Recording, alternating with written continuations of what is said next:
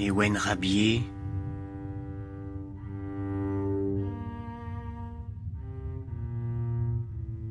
la maison blessée.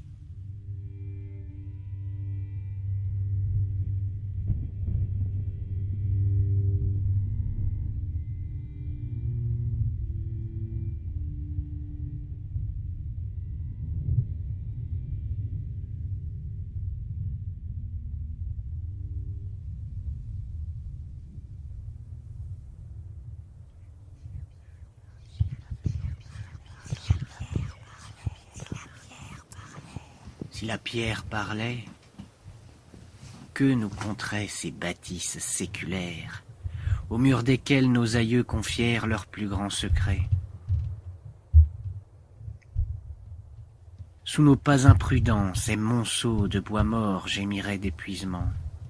Sous nos yeux indiscrets, ces coquilles délaissées dévoileraient leurs stigmates. Arrête-toi, promeneur, petit rêveur distrait, poète des forêts. Arrête-toi, promeneur, vois donc ma ruine, vois donc ma ruine, et celle de ceux qui, sous mon toit d'ardoise, se sont effondrés dans l'oubli.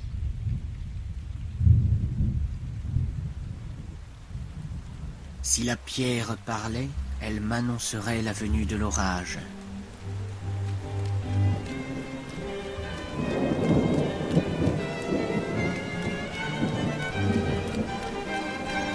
Je cours, je cherche.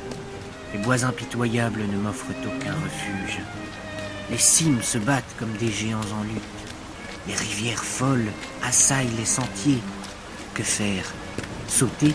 Tressaillir? Outrepasser le courant?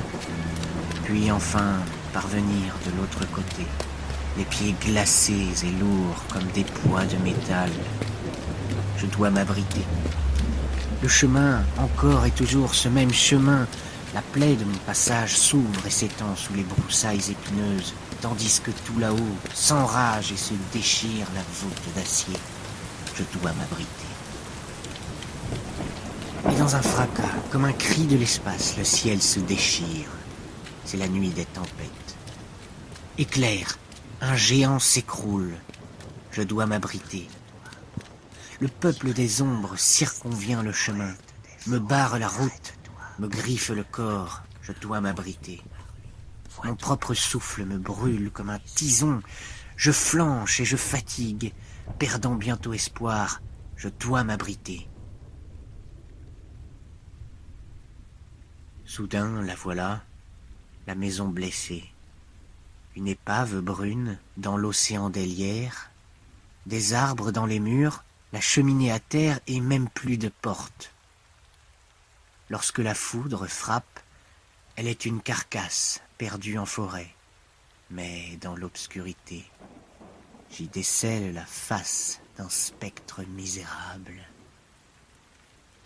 Si la pierre parlait, elle m'inviterait à entrer et s'excuserait de ce visage lugubre.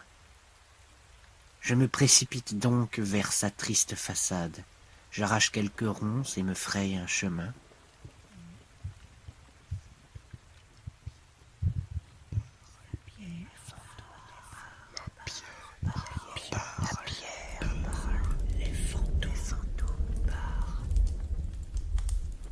La pierre parle, les fantômes parlent.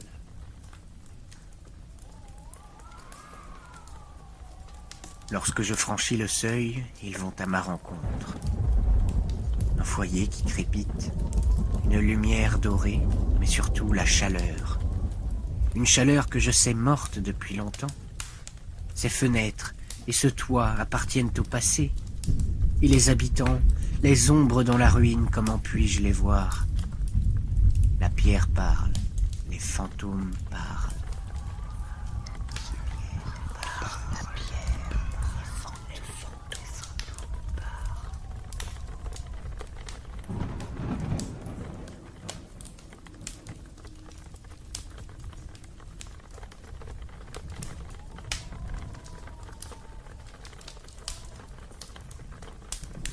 Les objets sous mes doigts, la paille sous mes pieds, l'odeur amarissante des fumées de cuisine. puis, un doux son de voix. Je suis en plein mirage. Une mère et sa fille prennent leur souper, discutant gravement. Je ne peux les comprendre. Leurs paroles me semblent émerger des abysses. Cependant, je peux voir que la mère est furieuse et que l'enfant qui l'écoute, d'une beauté sans pareille, contient ses émotions et tait sa chère voix.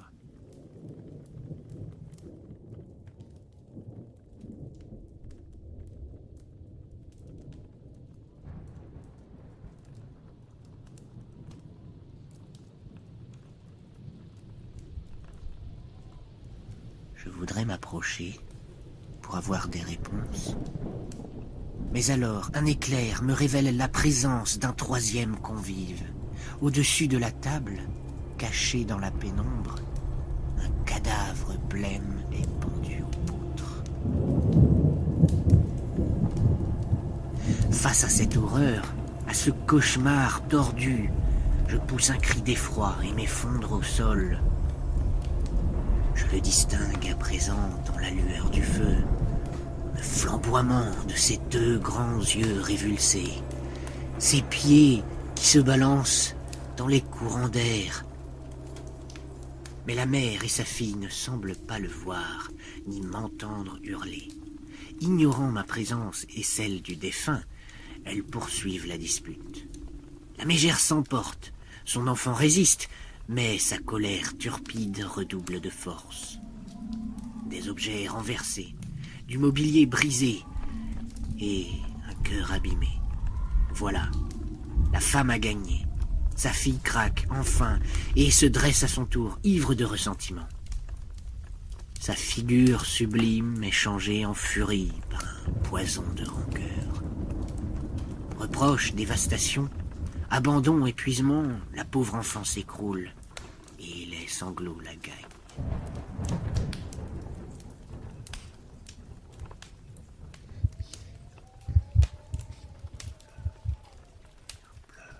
La pierre pleure, les fantômes pleurent.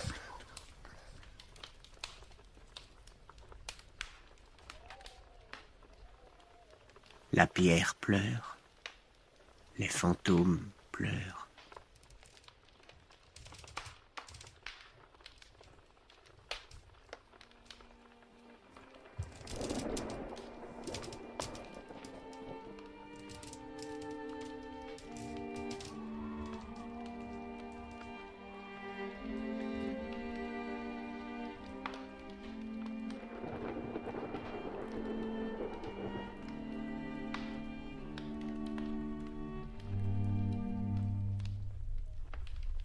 Une chandelle à la main, l'autre essuyant les larmes, la belle tourmentée s'exile au grenier.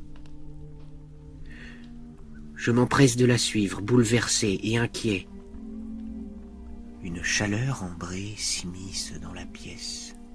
Elle n'est certes rien comparée au foyer, un étage plus bas, mais celle-ci est douce, comme celle qui la porte. Des volutes de buée naissent de ses soupirs et de son souffle tremblant. Quelle âme, quel visage, comme un ange abandonné. Comment pourrait-on trahir un tel être? Belle et douce est cette vision, belle est sa chevelure, douce est sa face, grande est la vie qui l'anime. Et vive son cœur et sa sublime existence. Honte à celui qui trouble cette perfection, qui noie des yeux si aimables dans d'amers sanglots. Les fantômes, la pierre aime les fantômes.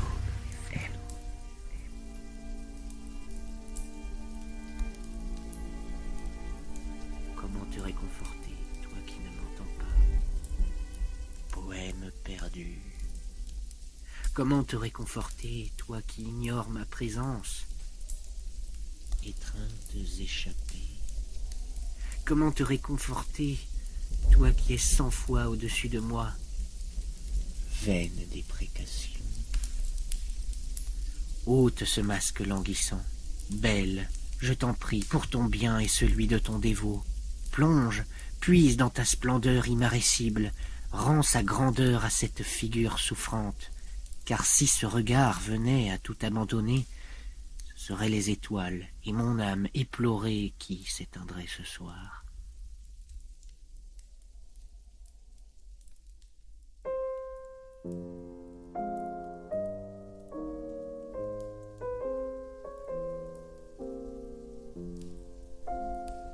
La chandelle est posée, une chemise blanche tombe sur le sol. Elle se déshabille, la belle se révèle, son corps est mutilé. Et la maison blessée se lamente en ses combles. Cette peau meurtrie est un affront à l'humain. Je ne descendrai pas. Comment l'abandonner? Je dormirai dans le froid, dans un pauvre drap moite, sur le plancher poussiéreux, mais à l'écart du mal. Elle entre dans son lit, toute frigorifiée, sans souffler sa chandelle. De longues heures passent, mais pas la froidure, et je reste sans repos. Je demeure immobile à l'autre bout du grenier, veillant sur cette belle que le destin a blessée. Puis voilà qu'un éclair nous fait tous deux sursauter. Je crois qu'elle me regarde. M'aurait-elle enfin vu? Un doute s'installe. Elle appelle. Le silence est pesant. Et la belle se lève, me fixant toujours. Ses bras, ouverts à ma rencontre, me font tressaillir de joie. Quel est ce regard? Crainte? Curiosité? Hésitation? Mais à 2 pas de moi, elle renonce pourtant, et semble m'oublier, et s'assoit sur le lit avec un air confus. Alors une idée me transperce, comme une lame glaciale. Et si c'était moi, le fantôme qui hante la maison blessée? Serais-je donc mort et la belle vivante? Ne sachant que faire, je m'approche d'elle et la vois frissonner. Elle frissonne, sa peau douce et pâle et abîmée frissonne en ma présence. Sa main se pose sur ma joue. Je ne saurais dire si elle la trouve ou ne frôle que l'air, mais la chaleur ne ment pas. Les fantômes, la pierre, les fantômes.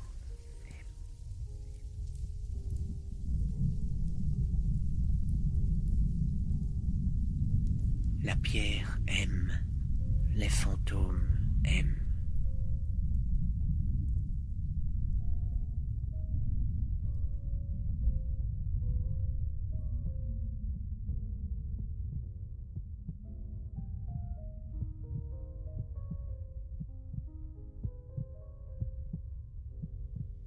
Tu trembles, nous tremblons en chœur, mais le froid est parti.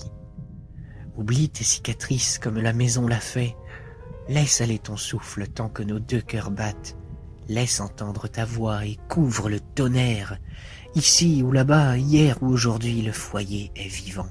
Il est notre refuge. Pardon de ne pouvoir t'entendre, ne pouvoir te parler. Belle et douce est cette vision, celle d'un sourire au-delà de l'orage. Pardon pour ce qui t'a été fait. Belles et douces sont ta chevelure et tes mains, et ton odeur ardente et ta manière d'aimer. Pardon pour ces fantômes et ces ombres qui hantent ta maison. Belle et douce est la lueur d'or de la chandelle qui meurt, laissant l'obscurité recouvrir notre instant.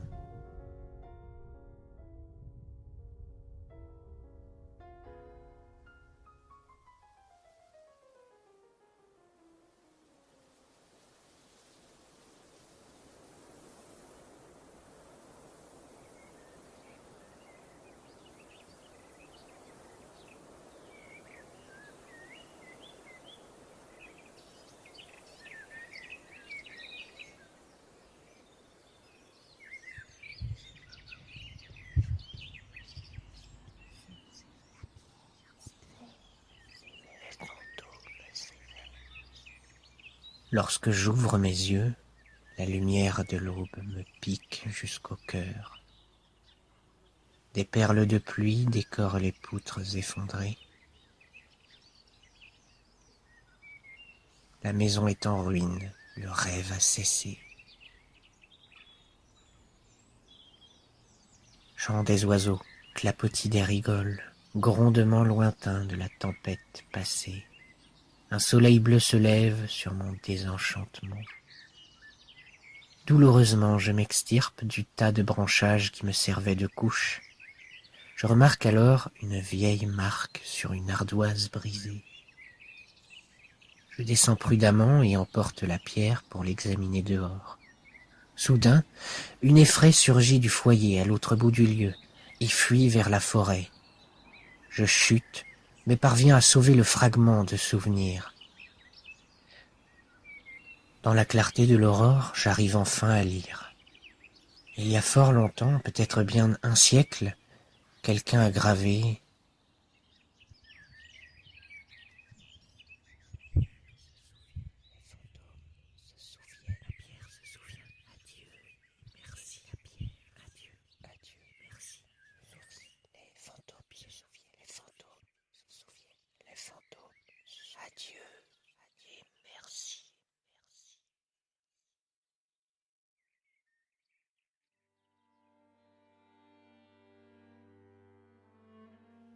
la pierre se souvient, les fantômes se souviennent.